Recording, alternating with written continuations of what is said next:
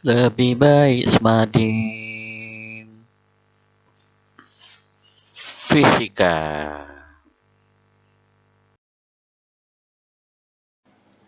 A'udzu billahi minasyaitonir rajim. Bismillahirrahmanirrahim.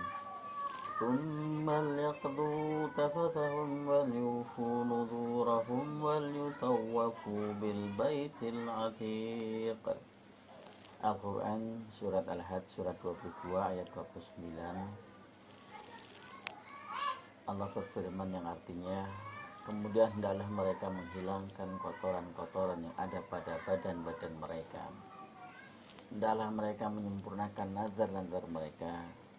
Lalu hendaklah mereka melakukan tawaf sekeliling rumah Allah yang tua ini.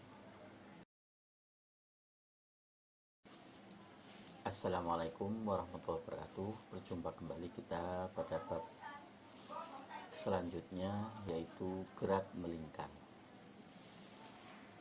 Kita saksikan di sini animasi dari sebuah benda titik yang berwarna merah yang melakukan gerak melingkar, disebut juga gerak rotasi. Dapat kita simpulkan gerak melingkar lintasannya berupa lingkaran. Besar kedudukan R ditunjukkan dengan panah R selalu sama besarnya dengan, atau selalu sama besar kedudukan R ini dengan panjang dari jari-jarinya R besar, sehingga R sepanjang waktu RT selalu sama dengan R besar, jari-jari lingkaran, sifatnya konstan, tidak berubah sepanjang gerak berputarnya. Yang kedua, sudutnya yang ditempuh oleh gerak melingkar itu, oleh benda yang berputar tadi, yang selalu berubah sepanjang waktu. Jadi sudut theta T ini tidak pernah konstan, dia bergantung waktu. Bisa dipahami? Pada animasi kedua ini kita coba perlihatkan komponen dari vektor kedudukan R pada sumbu X dan sumbu Y, yaitu komponen X dan komponen Y yang terlihat sebagai sebuah gerak bolak-balik, disebut juga gerak getaran. Ini tidak akan kita bahas di gerak melingkar peraturan sekarang, tapi nanti akan berguna saat kita membahas gerak getaran di masa yang akan datang.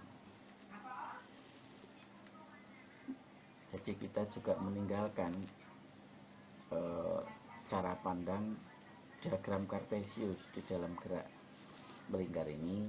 Kita beralih menggunakan koordinat R dan theta saja, yaitu kedudukan dan sudutnya saja. Mudah-mudahan bisa dipahami. Sudah disampaikan pada bahasan sebelumnya tadi bahwa sudut ini memegang peranan sangat penting di dalam gerak melingkar, karena sudutlah yang senantiasa berubah sepanjang waktu. Oleh karena itu kita perlu melihat bagaimana sudut itu diukur di dalam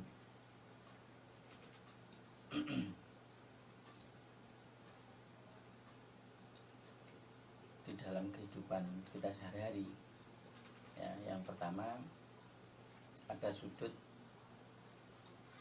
yang diukur dengan derajat.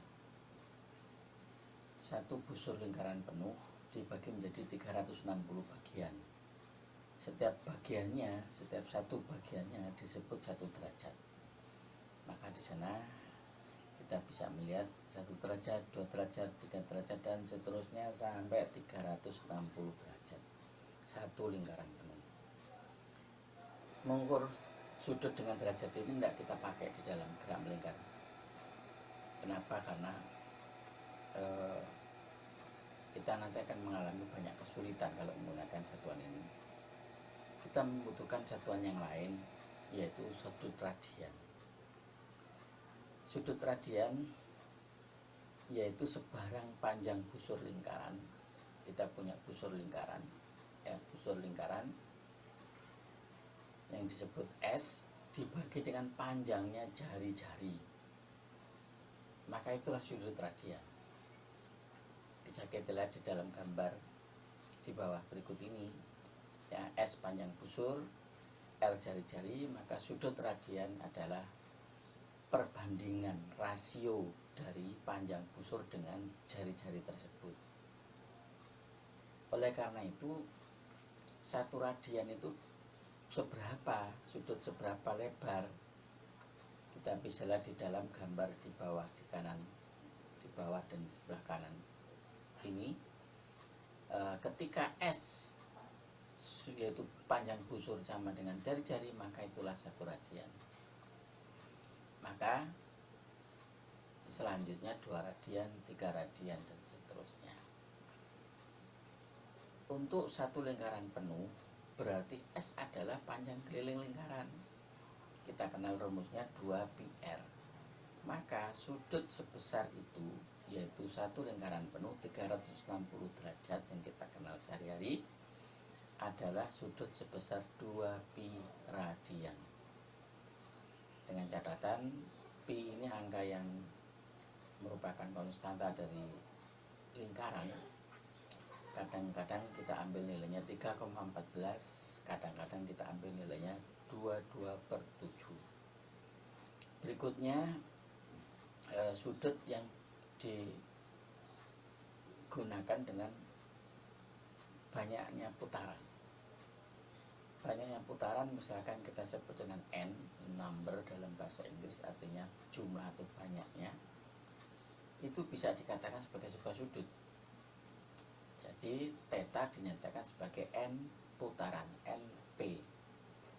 Maka kita mengenal 1/4 putaran, setengah putaran, 3/4 putaran, 1 putaran, 2 putaran, dan seterusnya. Di bawah ini adalah gambar seberapa lebar sudut 1/8 putaran, yaitu satu lingkaran penuh dibagi 8 bagian, maka itulah lebar sudut sebesar 1/8 putaran.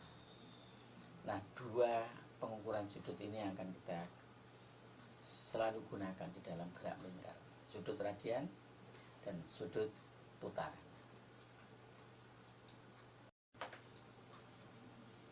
Gerak melingkar beraturan, gerak yang lintasannya berupa lingkaran dan kecepatan sudutnya tetap.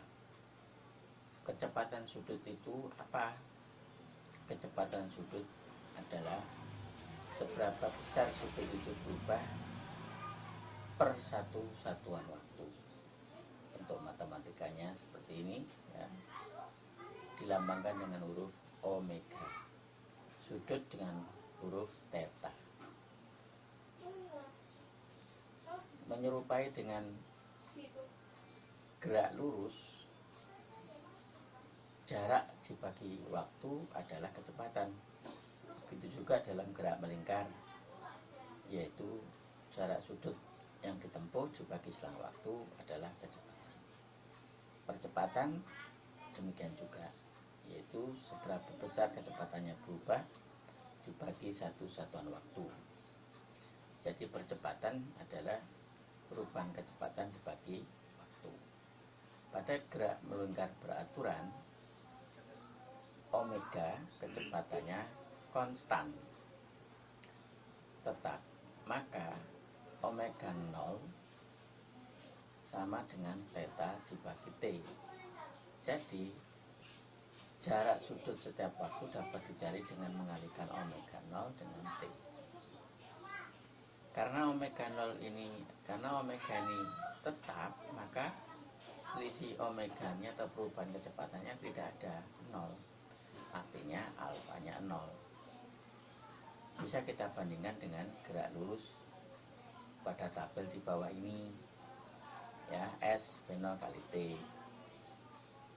theta omega 0 kali T, V V0, omega 0, A sama dengan 0, alfa sama dengan 0.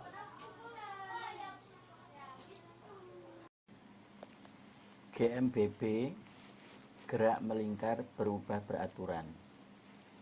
Gerak yang lintasannya berupa lingkaran dan percepatan sudutnya tetap atau konstan. Artinya alfa yang sama dengan omega dibagi T itu konstan, sehingga besarnya omega, yaitu kecepatan sudut setiap waktunya, adalah alfa dikalikan T. Jika ada kecepatan mula-mula, kecepatan sudut awal omega 0 tidak 0, maka ditambahkan saja di depannya omega sama dengan omega 0 ditambah alfa T. Ini kalau sifatnya percepatan, kalau perlambatan dia negatif. Bisa kita bandingkan sekali lagi dengan tabel GLBB. Ya, GMBB sama persis. Semua gerak melingkar atau gerak rotasi sebetulnya memiliki unsur gerak translasi atau gerak liniernya. Untuk rotasi murni susah melihat ini, sulit. Tapi kalau kita melihat benda yang menggelinding seperti roda yang menggelinding seperti dalam animasi, kita lihat titik A berotasi.